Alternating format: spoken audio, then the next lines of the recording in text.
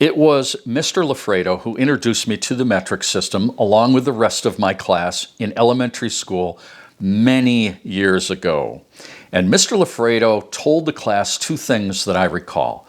First, he said, learning the metric system is a little like learning another language. And then secondly, he said, learning the metric system is actually easier than the imperial measuring system, which is what America has used as long as there's been an America. And then he said something that I thought was quite interesting.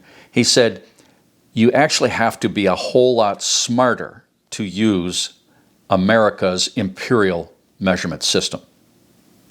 So I managed to graduate from elementary school. I went to junior high school, and it was Mr. Matat. We had a science class in 8th grade, Mr. Matat, and we did, I recall, use the metric system there in that class. Perhaps we did beyond there in high school. I don't remember it. It really didn't apply to me. I graduated high school in 1976.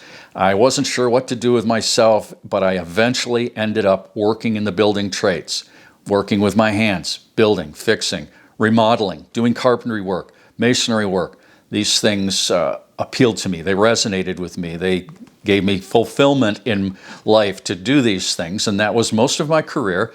And I never dealt with the metric system in all those years of my career. Never, not once.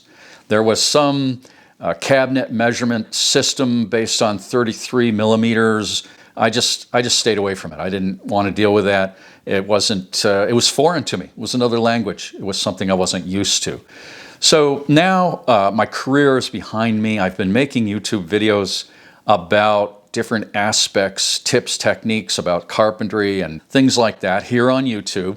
And I've made a few videos about measuring, how to subtract fractions on a tape measure. And there's been 3 or 4 videos like that. And I've gotten these comments, a lot of comments from people who are really condescending towards the imperial measurement system. They are, I think they're metric chauvinists. It's like metric is superior and, you're inferior because you don't use metric. So I've thought about that. I've thought about that a lot. And what I've noticed is that there are 2 common themes or arguments that the chauvinists, the metric chauvinists use. One is that it's easier. It's just easier to use metric. And the other one is that just about the whole rest of the world is using metric, and the United States, you're so backwards that you're just not with it. You need to get on board with the rest of the world. Neither of those arguments really makes sense to me. And I'm talking, you need to understand, I need to clarify here, I'm talking the building trades, woodworking, carpentry, etc. I'm not talking science and engineering. That's a whole different ballgame. I think metric works well there. But the building trades, American carpenters and builders will never go metric. It's not going to happen. And I'll tell you why. First of all, the imperial measurement system works. It works just fine. It has worked for hundreds of years for America. Look at the things that America has built with the imperial measurement system. Did Frank Lloyd Wright use metric? No. Did Frederick Law Olmsted use metric? No. Did Buckminster Fuller use metric? I don't think so. I'm sure he could have and may have in some applications, but for the most part, no, he didn't use metric. Did the people who designed and built Hoover Dam use metric? No. Did the people who designed and built the Empire State Building use metric? No. Did the people who built the St. Louis Gateway Arch use metric?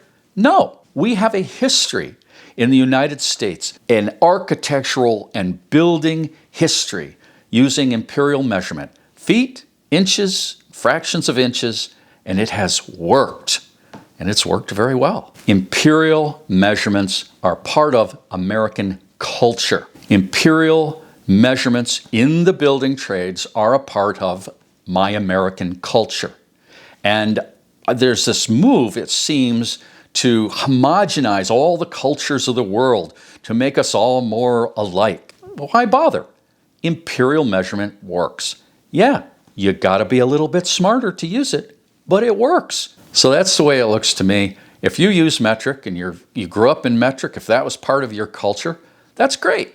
And if I have to learn metric for something that I'm doing, I will. But otherwise, imperial measurements, feet, inches, they're fine. One final thought on this. The carpentry that I've done, the building that I've done, that most people do, the hands-on work here in the United States, does not require millimeter precision. A 1/16 of an inch is plenty good for 99% of the building that in the construction work that we do here. And we can go to 30 seconds if we have to. But yeah, so that's it. That's my view of this. That's the view of an American who grew up using imperial and who likes imperial because it works. It works.